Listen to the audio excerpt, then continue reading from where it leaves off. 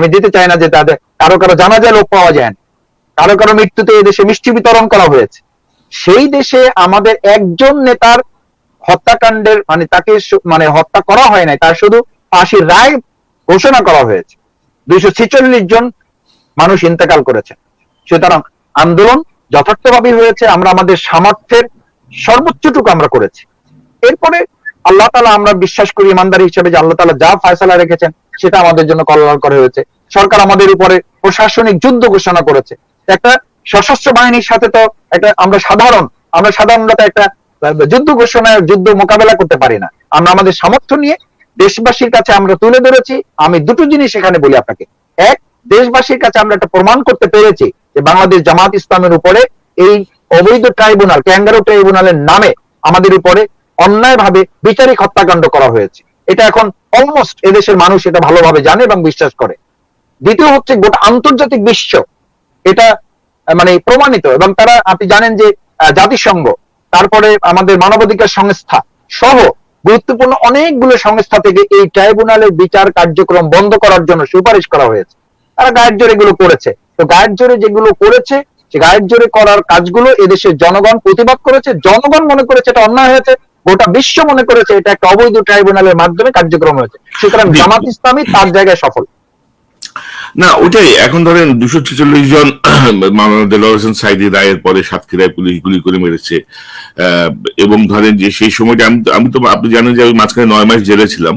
তো সেই সময় আমি জেলে কয়েকজনকে পেয়েছি সাতক্ষীরার, তারা পঙ্গু, তাদের পা কাটা।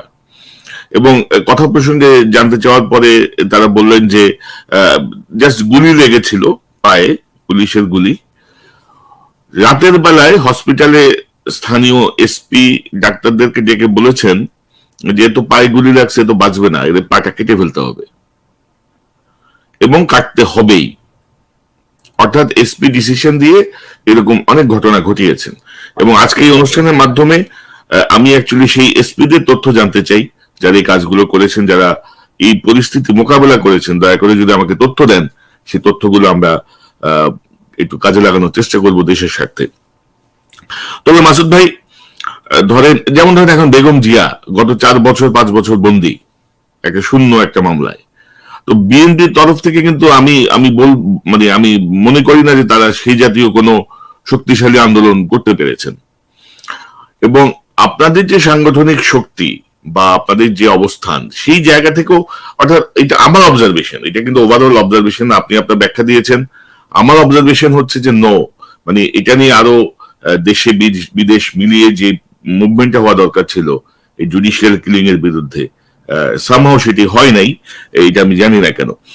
তো বিএনপির সাথে আপনাদের এত মান অভিমানের কি, বা আপনি একটু বলছিলেন এক ধরনের দূরত্ব তৈরি হচ্ছে বিএনপির সাথে, এবং আপনাদের যদি দূরত্ব তৈরি হয় তাহলে ধরেন আপনাদের তৃতীয় পক্ষকে সুবিধা দিয়ে দেবেন।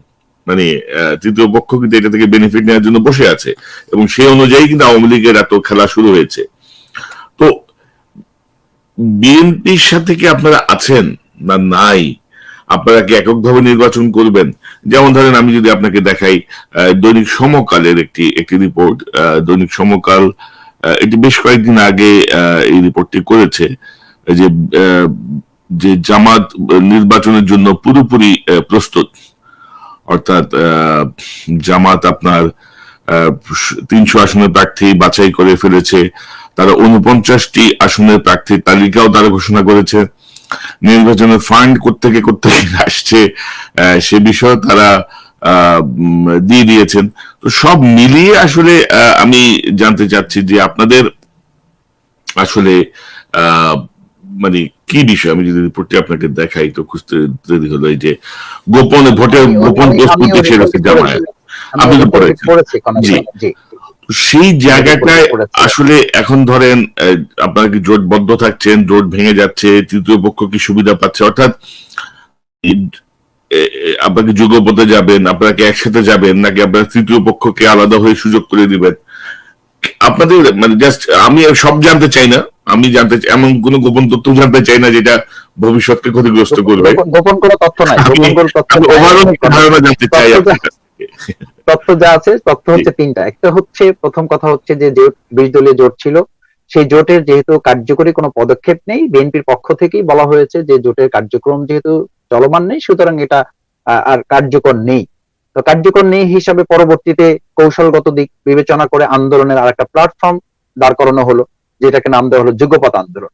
সেই যুগপৎ আন্দোলনে তো জামাত ইসলামী ঘোষণা দিয়েই আমরা সেই ঘোষণা কার্যকর করতে গিয়ে কিন্তু আমাদের ডাক্তার শফিকুর রহমান, এই বাংলাদেশের একজন সজ্জন মানুষ, মানবদরদী বন্ধু হিসাবে সকলের কাছে পরিচিত, যার সকলের বিপদ আপদে যিনি ছুটে যেতেন, দলমত নির্বিশেষে তিনি ছুটে যেতেন, তাকে গ্রেপ্তার করা হয়েছে শুধু এই যুগপৎ আন্দোলনের কর্মসূচি ঘোষণা করার জন্য।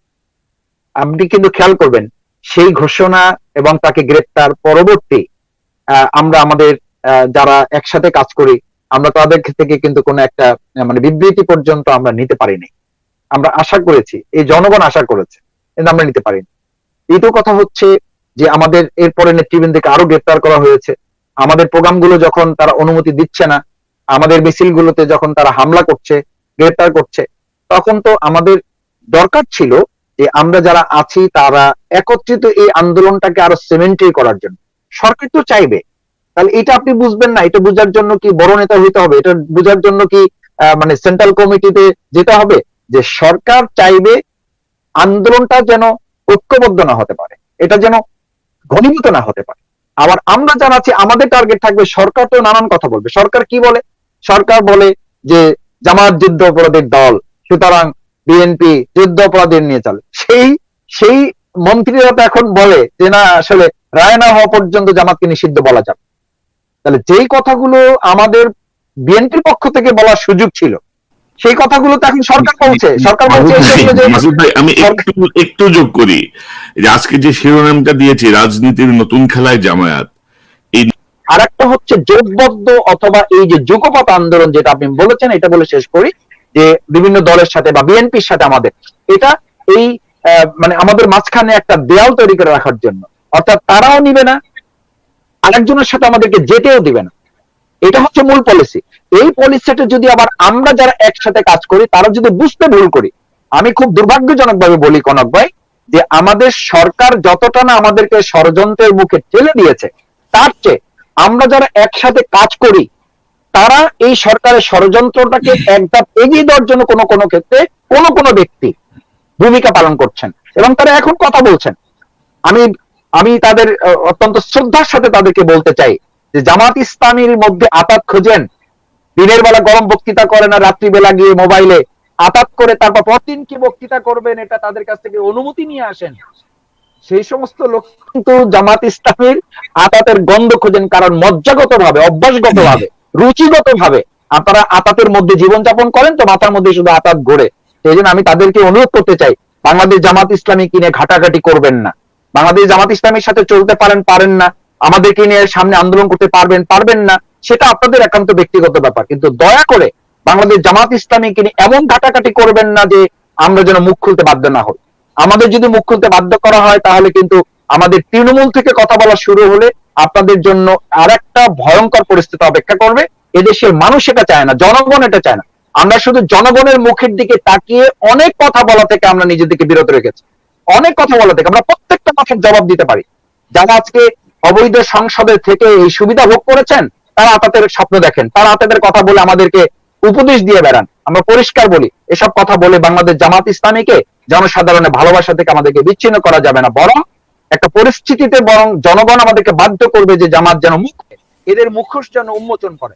আমি সেই জন্য এটা বলছি এই কারণে যে এরকম কিছু ব্যক্তিরাও আছেন যারা সরকারের এই ষড়যন্ত্রের পা দিয়ে বাংলাদেশ জামাত ইসলামীকে এই ঐক্যবদ্ধ আন্দোলনের রূপরেখা থেকে এই শক্তিটাকে তারা দুর্বল করতে চান। এটা একটা অংশ যে সরকার এটা করাচ্ছেন, কিছু লোককে তারা কাজে লাগাচ্ছেন। মাসুদ ভাই, আমি বিএনপি জামাতের প্রসঙ্গটা আসছি, তার আগে একটা বিষয়, যেমন ধরেন এখন যদি আপনাদের যত শীর্ষ নেতা আছেন তাদেরকে যদি মুক্তি দিয়ে দেওয়া হয়, আপনাদের নিবন্ধন যদি ফিরিয়ে দেওয়া হয়, আপনাদের প্রতীক যদি ফিরিয়ে দেওয়া হয়, আপনাদের উপর থেকে যত মামলা মোকদ্দমা আছে এগুলো যদি সরিয়ে নেওয়া হয়, কারণ ধরেন রাজনীতিতে তো শেষ কথা বলে কিছু নাই। আবার ধরেন ইসলাম ধর্মে আসলে শেষ কথা বলে কিছু নাই। একজন কাফেরও, একজন অবিশ্বাসী ব্যক্তিও মৃত্যুর আগ মুহূর্তে কলেমা পড়ে মুসলমান হয়ে ইসলামের মানে কাতারে ঢুকতে পারে। তো আওয়ামী লীগ যদি বলে যে ভাই আমরা ভুল করছি, আমরা মাপ চাই, আমরা করে দিলাম, সেই ক্ষেত্রে আপনাদের অবস্থানটা কি হবে? এই অ্যাঙ্গেলে অনেকে ভাবছেন যে হয়তো আপনাদের হয়তো হৃদয়ে বিগলিত হয়ে আপনারা হয়তো। আচ্ছা কনক ভাই, আপনাকে আমি আপনাকে একটু প্রশ্ন করি, আপনি তো আমাকে সব প্রশ্ন করতেছেন। আচ্ছা, আমরা আওয়ামী লীগকে মাফ করে দিলাম, তাতে কি বাংলাদেশের না গোটা বিশ্বের 55 জন ব্যক্তির মধ্যে একজন শ্রেষ্ঠ ব্যক্তি, শ্রেষ্ঠ আলেমে দ্বীন মাওলানা মতিউর রহমান নিজামী সাহেব কি ফিরে আসবেন? কোন আপোষ করলে, কোন আপাত করলে আওয়ামী লীগ শহীদ মাওলানা মতিউর রহমান নিজামীকে ফিরিয়ে দিতে পারবেন? কি ধরনের ক্ষমা চাইলে এই আওয়ামী লীগ আমাদের 57 জন সেনা কর্মকর্তাকে পরিকল্পিতভাবে হত্যার পিছনে তাদের ভূমিকা আছে বলে দেশের জনগণ মনে করে, এই 57 জন সেনা অফিসারকে কি তারা ফিরিয়ে দিতে পারবেন? কিভাবে মাপ চাইলে? তারা আমাদের দেশের ব্যাংকগুলোকে ডাকাতি করে দেউলিয়া করে ফেলেছে। আজকে আওয়ামী লীগের একজন পাতি নেতা, ছাত্রলীগের একজন সাধারণ নেতার এক একটা বাসায় এক একটা ব্যাংকে পরিণত হয়েছে। কি ধরনের মাপ চাইলে আপনি বলেন, কি ধরনের মাপ চাইলে জনগণ তাদের এই টাকা ফেরত পাবে? শেয়ার বাজারটাকে ডাকাতি করা হয়েছে, লুট করে নেওয়া হয়েছে, দিনে দুপুরে লুট করা হয়েছে। সেই আওয়ামী লীগ কি ধরনের মাপ চাইলে জনগণ তাদের এই টাকা ফেরত পাবে বলেন? আমি যদি এরকম একটার পর একটা বলতে থাকি তো আজকে পুরো টক শো শুধু এটার উপরে বলা যাবে। সুতরাং আওয়ামী লীগকে ব্যক্তিগতভাবে তাদের সাথে হয়তো কেউ কাউকে ক্ষমা করতে পারেন, দলীয় ভাবে আপনি রাজনীতিতে শেষ কথা নাই বলেছেন, কিন্তু আওয়ামী লীগ এবং জামাতের আদর্শিক দিক বিবেচনায় একটা শেষ কথা আছে।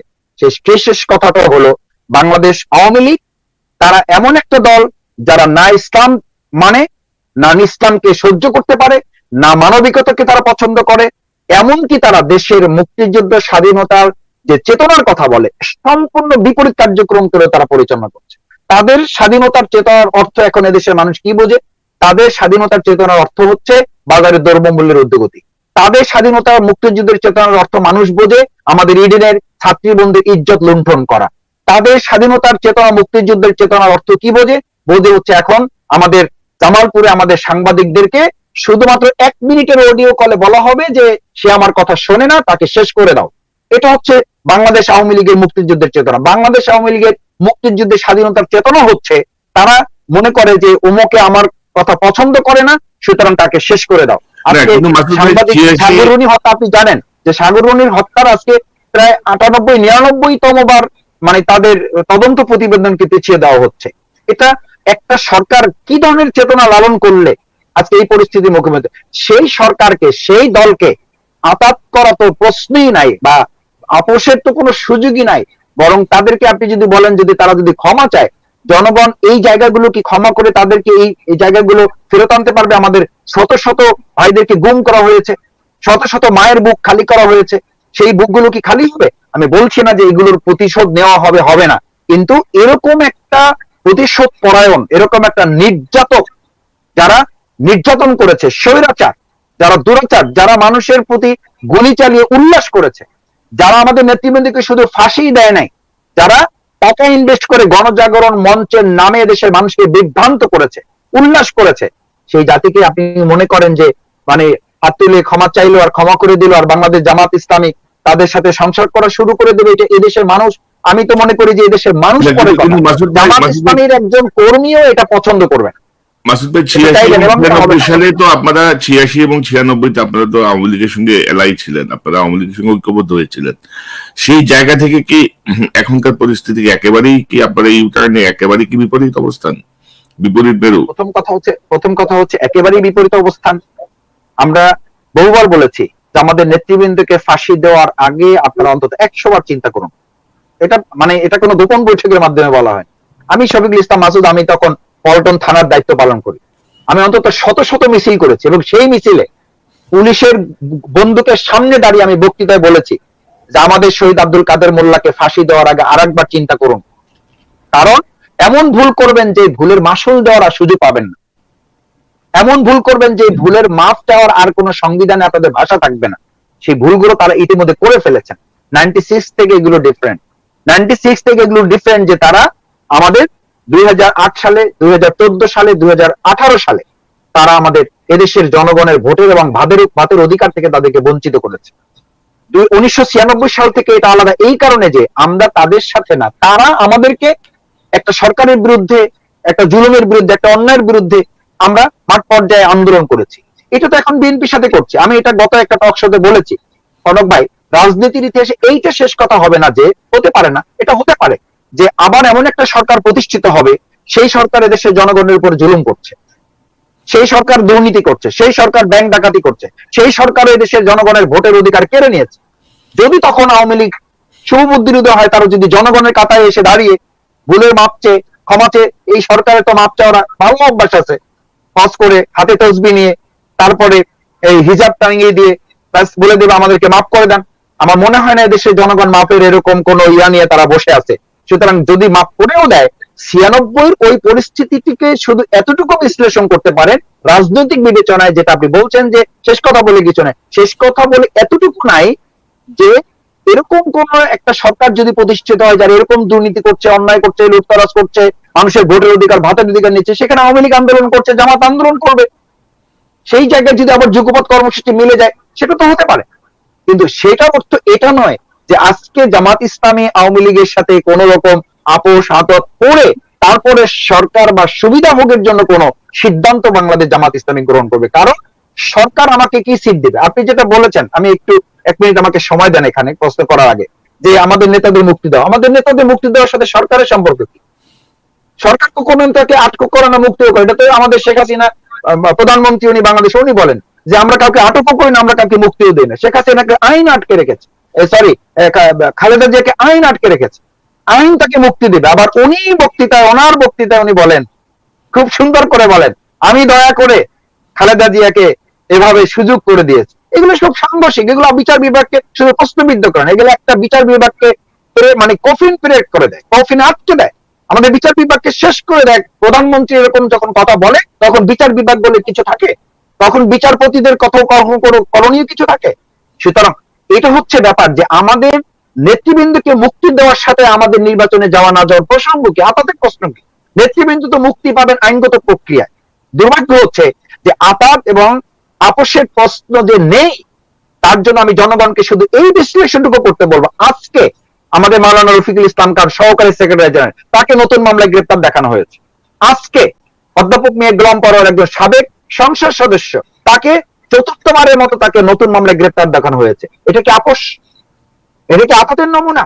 তার মানে আপনি যদি বলতে চান যে আমাদেরকে এগুলো করে তারা আপাতের দিকে নিতে চায়, যেই দলের নেতাদের ফাঁসি দিয়ে আপাত আপোষের সরেয়ার কাছে নেওয়া যায় নাই, আমাদের নেতৃবৃন্দ হাসি মুখে ফাঁসির মঞ্চে গিয়েছেন, পরপর তাদেরকে আপোষে নেওয়া যায় না, আপাতে নেওয়া যায় না। আর আজকে আপনি আমাকে 3টা জায়গায় 4টা মামলা দিয়ে আপোষ করিয়ে ফেলবেন, এটা হাস্যকর শুধু না, এটা রীতিমতো আমাদের মানে এই জনগণের সাথে তামাশা করা, এটা জনগণের সাথে রীতিমতো একটা মানে পাগলামি করা আর কি। এটা এই বিভ্রান্তিকর মেসেজ দিয়ে জনগণ থেকে আমাদেরকে করা যাবে না। এই জন্য যে ঐতিহাসিকভাবে প্রমাণিত বাংলাদেশ জামাত ইসলামীকে এরকম জীবন মৃত্যুর হুমকি দিয়ে, জেল জুলুম নির্যাতন করে আমাদেরকে গ্রেপ্তার রেখে আমাদের নিবন্ধন ফিরিয়ে দিয়ে, নিবন্ধন ফিরিয়ে দেওয়ার সাথে সরকারের কি সুবিধা অসুবিধা? নিবন্ধন তো আইন ফিরিয়ে দিবে, এটা আমাদের আপিল বিভাগে ইতিমধ্যে এটা সাবজুডিস, এটা বিচারাধীন। আমরা আশা করি যে এদেশে আইনের শাসন আসবে এবং সেই আইনের শাসনের প্রক্রিয়া আমরা আমাদের নিবন্ধন ফিরে পাবো, আমরা আমাদের প্রতীক ফিরে পাবো, আমরা আমাদের নির্বাচনী করার অধিকার ফিরে পাবো। এবং আপনি আরেকটা কথা বলেছেন যে যদি সরকার আমাদেরকে সিট দেয়, আরে ভাই সরকার সিট দিবে কেন? তাহলে জনগণের কাজ কি? এই কথা পত্রিকা বলে, এই কথা আমাদের জাতীয় পার্টির একজন গুরুত্বপূর্ণ ব্যক্তি বলেছেন, 50টা সিট দেওয়া হবে। তো 50টা সিট উনি বিতরণ করতেছেন নাকি সরকার বিতরণ করতেছেন? এই সরকার বিতরণ করা সিটের নির্বাচন থেকে মুক্তির জন্যই তো বাংলাদেশ জামাত ইসলামী আন্দোলন করে। যে বিতরণ করা সিটের সাথে জামাতের সম্পর্ক 2008-এও ছিল না, 14-তেও ছিল না, 18-তেও ছিল না, এবং 2024-এ এই বিতরণ করা সিটের নির্বাচন এদেশে জনগণ আর হতে দেবে না। বরং জনগণের রায়ের ভিত্তিতে বাংলাদেশ জামাত ইসলামী নির্বাচিত হওয়ার গৌরব অর্জন করতে চায়। সেই গৌরব জামাতের আছে। আমরা 1973-এ ছিল, আমাদের 86-তে ছিল, আমাদের 90-এ ছিল, আমাদের 96-এ ছিল, আমাদের 2001-এ ছিল, আমাদের 2006-এ ছিল। সুতরাং জামাত ইসলামের ইতিহাস আপাতের না, জামাত ইসলামের ইতিহাস হচ্ছে জনগণের ভালোবাসার সমর্থন নিয়ে জনপ্রতিনিধিত্ব করে দুর্নীতি মুক্ত মন্ত্রণালয় পরিচালনা করা সোনালী ইতিহাস। We have nice the glorious past. আমরা সেই দল যাদের দুর্নীতির মধ্যে থেকে দুর্নীতি মুক্ত মন্ত্রণালয় পরিচালনা করার রেকর্ড আমরা রেখেছি সংসদে। টিআইবির কাছে তথ্য আছে। সাংবাদিক হিসেবে আপনি তখনও ছিলেন, আপনার মনে থাকার কথা, প্রেস ক্লাবে একটা প্রোগ্রামে টিআইবি প্রশ্ন করেছিল সাংবাদিকদের, আমরা তো কোনো তথ্য পেলাম না, আপনাদের কাছে কি জামাতের মন্ত্রীদের দুর্নীতির কোনো তথ্য আছে? তখন সাংবাদিকরা বলেছিলেন তথ্য তো আপনারা আমাদেরকে দেন, তা আপনারা কিছু পেয়েছেন কিনা? বলছেন আপনারা, আমরা তো কিছু পাইনি। এই চ্যালেঞ্জ এখনো পর্যন্ত এই দেশের চরম প্রতিপক্ষ যারা, আমাদের বিরুদ্ধে না লিখলে, কথা না বলে যাদের ভাত হজম হয় না, তারা পর্যন্ত আমাদের এই মন্ত্রণালয় 1 টাকার দুর্নীতি তারা প্রমাণ করতে পারেনি। চ্যালেঞ্জ করেছিল যে 1 টাকার দুর্নীতি প্রমাণ করতে পারলে আমরা শুধু মন্ত্রণালয় ছেড়ে দেব না, জামাত ইসলামের প্রাথমিক সদস্য পদ থেকে আমরা অব্যাহতি নেব। সুতরাং সেই জামাতের বিরুদ্ধে আতাত আপোষ, এগুলো এদেশের জনগণ খুব ভালো করে বিশ্বাস করে যে জামাত ইসলামী তার জনগণের ভালোবাসার শক্তি নিয়ে, তার নিজস্ব পদ্ধতিতে, স্বকীয়তায় এবং স্বতন্ত্রতা বজায় রেখে আগামী দিনে ভোটের অধিকার প্রয়োগ করি আমরা জনগণের এই ক্ষমতা আমাদের জনগণের কাছে আমরা ফিরিয়ে দেবো ইনশাআল্লাহ। মাসুদ ভাই, আরেকটা গুরুত্বপূর্ণ প্রশ্ন, যদি একটু অন্য বিষয়ে, যেমন ধরেন আপনাদের যে 6 নেতা, আপনাদের 6 জন নেতাকে আমি যে প্রক্রিয়ায় বিচার করা হয়েছে, আমি সেটাকে মনে করি আমি জুডিশিয়াল কিলিং। কারণ ওনাদের যদি কোনো যে অভিযোগগুলো, সে অভিযোগগুলো প্রমাণ করার, মানে আজকে সাক্ষী বাংলাদেশে, কালকে সাক্ষী ইন্ডিয়ায়, পরশুদিন স্কাইপে বলবে যে কে রায় চায়, শেখ হাসিনা কিভাবে রায় চায়, কাকে আগে ফাঁসি দিতে হবে, এরপরে আসলে এটা হতে পারে না। এবং ধরেন কাদের মোল্লা সাহেবের ক্ষেত্রে আমরা দেখলাম যে আইন পরিবর্তন করে মানে নতুন আইনে প্রধান বিষয়ের বিচার হয়েছে, যেটা ছিল না। আমাদের দেলোয়ার হোসেন সাইদি হুজুরের সাক্ষীকে তারা তো গুম করে নিয়ে পাশের দেশে পাঠিয়ে দিয়েছে। কিন্তু আমাদের মানে এটা অনেকেরই প্রশ্ন যে ধরেন জামাত বা বাংলাদেশ ছাত্র শিবির এর যে শক্তি, সেই সময়টায় আপনারা এই 6 জন নেতাকে রক্ষা করার জন্য যে জোরালো অবস্থানটি দরকার ছিল রাজপথে বা আন্দোলনে, সংগ্রামে, সেটি আপনারা নেন নাই। আপনারাও কি এই যে ধরেন সরকারের এই যে দায় থেকে বাঁচতে যাচ্ছিলেন, যে না ওনাদের অনেক কিছু দেওয়া হয়ে গেছে, এখন ওনারা বিদায় নিক, এমন কোনো কিছু কি কাজ করেছিল আপনাদের মধ্যে? মানে যে জোরালো অবস্থানটা থাকার কথা ছিল সেটা কিন্তু আমরা পাই নাই। কিন্তু আপনি আপনার কথায় প্রথমে শুরু করেছিলেন আমার এই ত্যাগ কোরবানি কথা বলে আমি নিজেকে উপস্থাপন করতে চাই না যে আমি কিন্তু এই 4.5 বছর জেল এবং 87 দিনের রিমান্ড, এটা কিন্তু এই নেতৃবৃন্দের আন্দোলনের কারণেই সরকার আমাকে টার্গেট করেছে। দ্বিতীয় হচ্ছে, আপনি জানেন যে আমাদের বাংলাদেশের ইতিহাসে, বোধহয় বললে ভুল হবে, গোটা পৃথিবীর ইতিহাসে জামাতের নেতৃবৃন্দের এই অন্যায়ের প্রতিবাদ করার জন্য একদিনে 246 জন জামাতের নেতাকর্মী শহীদ হয়েছে একদিনে। This is history in world. এটা গোটা পৃথিবীর ইতিহাস। কোন একজন নেতার জন্য বা কোন দায়িত্বশীলের জন্য, কোন রাজনৈতিক নেতৃবৃন্দের জন্য একদিনে 246 জন মানুষ শহীদ হয়ে যায়, মারা যায়, এটা পৃথিবীতে আপনি আর কোথাও দেখাতে পারবেন না। সুতরাং সেই আন্দোলনকে যদি আপনি মনে করেন যে যথার্থ নয়, তাহলে আমি মনে করি যে এটা আমাদের ডেডিকেট করেছেন, এরপর আমাদের শত শত ভাইকে এরপর আগে পরে হত্যা করা হয়েছে। আমাদের শত শত না, হাজার হাজার মিথ্যা মামলা দিয়ে আমাদের ভাইদেরকে পঙ্গু করে দেওয়া হয়েছে, রিমান্ডে নিয়ে চোখ উপড়ে ফেলা হয়েছে। আমাদের এখন পঙ্গুর পরিমাণ আছে প্রায় 2,500। আপনি জানেন কিনা 2,500 ভাইয়েরা পঙ্গু জীবনযাপন করছেন। আমাদের ভাইদের সাতক্ষীরায়, ঝিনাইদহ, তারপরে চিটাগাঙে, খুলনার মতো জায়গায় আমাদের বাড়িঘর গুলো, ব্যবসা প্রতিষ্ঠান বন্ধ করে দেয়, এক ধরনের বাড়িঘর ব্যবসা প্রতিষ্ঠানগুলো বুলডোজার দিয়ে এগুলোকে ঘুরে দেওয়া হয়েছে। এটা বোধহয় পৃথিবীর ইতিহাসে বিরল। এটা বাংলাদেশ ছাড়া আর কোথাও এটা পাওয়া যাবে কিনা আমার জানা নেই। এটা এই সরকার করেছে যে তখন আমাদের এই নেতৃবৃন্দের প্রতি যে জুলুম, যে অন্যায় করা হয়েছে, এটা আমার ধারণা গোটা পৃথিবীর ইতিহাসে আন্দোলনের একটা মানে অন্যতম একটা আন্দোলন। এই আন্দোলন পৃথিবীতে অন্য কোন নেতার জন্য বা কোন ইসের জন্য কেউ করেছে কখনো, ভবিষ্যতেও হবে কিনা আমার জানা নেই। বাংলাদেশের ইতিহাসে তো অনেক গুরুত্বপূর্ণ নেতৃবৃন্দ মারা গেছেন, ষড়যন্ত্রের শিকার হয়ে মারা গেছেন, তাদেরকে হত্যা করা হয়েছে। আপনি বলতে পারবেন যে এর কাছাকাছি কোন আন্দোলন হয়েছে? হয় নাই, বরং ভিন্ন চিত্র আছে। আমি সেই কথা তুলতে চাচ্ছি না আজকে, যেহেতু রাজনৈতিক বক্তব্য এটা। আমি দিতে চাই না যে তাদের কারো জানাজায় লোক পাওয়া যায় না, কারো মৃত্যুতে এদেশে মিষ্টি বিতরণ করা হয়েছে। সেই দেশে আমাদের একজন নেতার হত্যাকাণ্ডের মানে তাকে মানে হত্যা করা হয় নাই, তার শুধু ফাঁসির রায় ঘোষণা করা হয়েছে। 246 জন মানুষ ইন্তেকাল করেছে। সুতরাং আন্দোলন যথার্থভাবে হয়েছে, আমরা আমাদের সামর্থ্যের সর্বোচ্চটুকু আমরা করেছি। এরপরে আল্লাহ তাআলা, আমরা বিশ্বাস করি ইমানদার হিসেবে যে আল্লাহ তাআলা যা ফয়সালা রেখেছেন সেটা আমাদের জন্য কল্যাণকর হয়েছে। সরকার আমাদের উপরে প্রশাসনিক যুদ্ধ ঘোষণা করেছে। একটা সশস্ত্র বাহিনীর সাথে তো আমরা সাধারণত একটা যুদ্ধ ঘোষণায় যুদ্ধ মোকাবেলা করতে পারি না। আমরা আমাদের সামর্থ্য নিয়ে দেশবাসীর কাছে আমরা তুলে ধরেছি। আমি দুটো জিনিস এখানে বলি আপনাকে। এক, দেশবাসীর কাছে আমরা একটা প্রমাণ করতে পেরেছি যে বাংলাদেশ জামাত ইসলামের উপরে এই অবৈধ ট্রাইব্যুনাল, ক্যাঙ্গারু ট্রাইব্যুনালের নামে আমাদের উপরে অন্যায়ভাবে বিচারিক হত্যাকাণ্ড করা হয়েছে। এটা এখন অলমোস্ট এদেশের মানুষ এটা ভালোভাবে জানে এবং বিশ্বাস করে। দ্বিতীয় হচ্ছে, গোটা আন্তর্জাতিক বিশ্ব এটা মানে প্রমাণিত, এবং তারা, আপনি জানেন যে জাতিসংঘ, তারপরে আমাদের মানবাধিকার সংস্থা সহ গুরুত্বপূর্ণ অনেকগুলো সংস্থা থেকে এই ট্রাইব্যুনালের বিচার কার্যক্রম বন্ধ করার জন্য সুপারিশ করা হয়েছে। তারা গায়ের জোরে এগুলো করেছে। তো গায়ের জোরে যেগুলো করেছে, সে গায়ের জোরে করার কাজগুলো এদেশের জনগণ প্রতিবাদ করেছে। জনগণ মনে করেছে এটা অন্যায় হয়েছে, গোটা বিশ্ব মনে করেছে এটা একটা অবৈধ ট্রাইব্যুনালের মাধ্যমে কার্যক্রম হয়েছে। সুতরাং জামাত ইসলামী তার জায়গায় সফল। না, ওটাই। এখন ধরেন 246 জন মাওলানা দেলোয়ার হোসেন সাঈদী রায়ের পরে সাতক্ষীরায় পুলিশ গুলি করে মেরেছে, এবং ধরেন যে সেই সময়টা আমি তো, আপনি জানেন যে আমি মাঝখানে 9 মাস জেলে ছিলাম। তো সেই সময় আমি জেলে কয়েকজনকে পেয়েছি সাতক্ষীরার, তারা পঙ্গু, তাদের পা কাটা। এবং কথা প্রসঙ্গে জানতে চাওয়ার পরে তারা বললেন যে জাস্ট গুলি লেগেছিল পায়ে, পুলিশের গুলি। রাতের বেলায় হসপিটালে স্থানীয় এসপি ডাক্তারদেরকে ডেকে বলেছেন যে তো পায়ে গুলি লাগছে, তো বাঁচবে না, এদের পাটা কেটে ফেলতে হবে, এবং কাটতে হবেই। অর্থাৎ এসপি ডিসিশন দিয়ে এরকম অনেক ঘটনা ঘটিয়েছেন। এবং আজকে এই অনুষ্ঠানের মাধ্যমে আমি অ্যাকচুয়ালি সেই এসপিদের তথ্য জানতে চাই, যারা এই কাজগুলো করেছেন, যারা এই পরিস্থিতি মোকাবেলা করেছেন। দয়া করে যদি আমাকে তথ্য দেন, সেই তথ্যগুলো আমরা একটু কাজে লাগানোর চেষ্টা করব দেশের স্বার্থে। তবে মাসুদ ভাই, যেমন ধরেন এখন বেগম জিয়া গত 4 বছর 5 বছর বন্দী একটা শূন্য একটা মামলায়। তো বিএনপির তরফ থেকে কিন্তু আমি মনে করি না যে তারা সেই জাতীয় কোনো শক্তিশালী আন্দোলন করতে পেরেছেন। এবং আপনাদের যে সাংগঠনিক শক্তি বা আপনাদের যে অবস্থান, সেই জায়গা থেকেও, অর্থাৎ এটা আমার অবজারভেশন, এটা কিন্তু ওভারঅল অবজারভেশন, আপনি আপনার ব্যাখ্যা দিয়েছেন।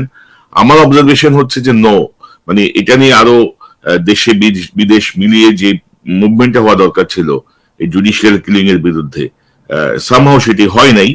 এইটা আমি জানি না কেন। তো বিএনপির সাথে আপনাদের এত মান অভিমানের কি, বা আপনি একটু বলছিলেন এক ধরনের দূরত্ব তৈরি হচ্ছে বিএনপির সাথে, এবং আপনাদের যদি দূরত্ব তৈরি হয় তাহলে ধরেন আপনাদের তৃতীয় পক্ষকে সুবিধা দিয়ে দেবেন। তৃতীয় পক্ষ কিন্তু এটা থেকে বেনিফিট নেওয়ার জন্য বসে আছে, এবং সেই অনুযায়ী কিন্তু আওয়ামী লীগের এত খেলা শুরু হয়েছে। তো বিএনপির সাথে কি আপনারা আছেন না নাই? আপনারা কি এককভাবে নির্বাচন করবেন?